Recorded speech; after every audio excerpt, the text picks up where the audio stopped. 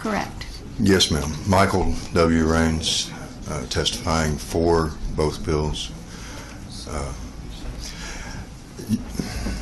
I appreciate your time and the effort you put forth. I've been here before, and I know sometimes these evenings go well into the morning hours.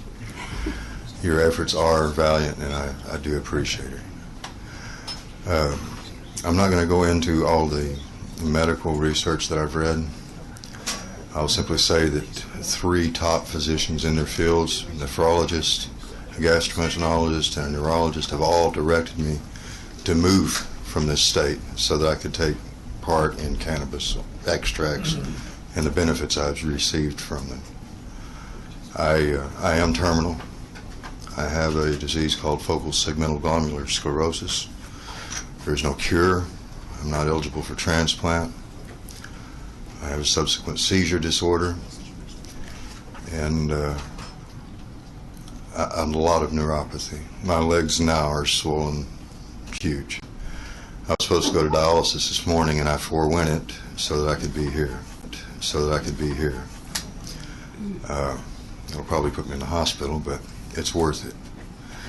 This substance, this medicinal application that they have come up with using the cannabis plant is a miracle. I don't have little seizures. When I have seizures, I wake up injured. I wake up in the ICU. I wake up bloody with knots all over my head. And people around me looking at me terrified, just as much as I am. I don't know what's happened. I don't know what they've seen. All I know is that they're terrified. I don't know what's happened. I just think I passed out. It may have been 15 minutes. It may have been 3 or 4 hours. I have grand mal seizures. The entire 6 weeks that I went to Colorado and tried this RSO substance, an oil derived from cannabis, not only did I diminish the 22 plus pills a day that I'm required to take to stay alive, I had 0 seizures. None. The entire time. I never got the taste in my mouth. I never got the buzzing in my ears. And I never went down. I came back. 3 days later, the seizure started again. I haven't been able to obtain any of the oil here because it's illegal. My entire support network is here. My wife's family, my family, my grandparents' graves. The funeral plot that I'll fill is already purchased next to my grandpa. I'm not anxious to feel that. My children are not anxious to see that happen. And they're certainly not anxious to see me breathing in a seizure on the floor in front of them again. If you can imagine how much it terrifies an adult, a medical professional, to see such a thing, imagine how much it terrifies an 8-year-old and a 7-year-old watching their father, who's not there, and in so much pain.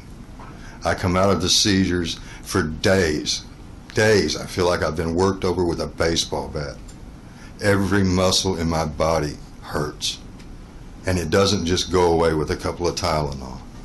It's also important to note that in that 6 weeks' time, I quelled a 10-year opiate addiction, all under the direction of one doctor. I didn't go around to a bunch of them trying to get pain pills.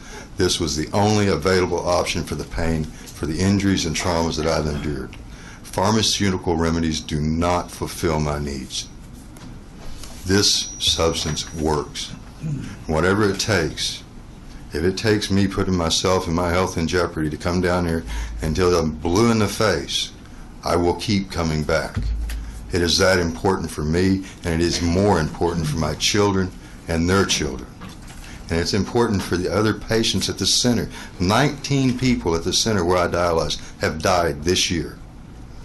19. 7 in the chair while I was there. How do you think that's... How can you justify this? How is this equal application of law? How is this not a violation of the constitutional rights of every person in this room? I want answers. My children want answers. My doctors want answers. And we're looking to you. Thank you. I await your questions.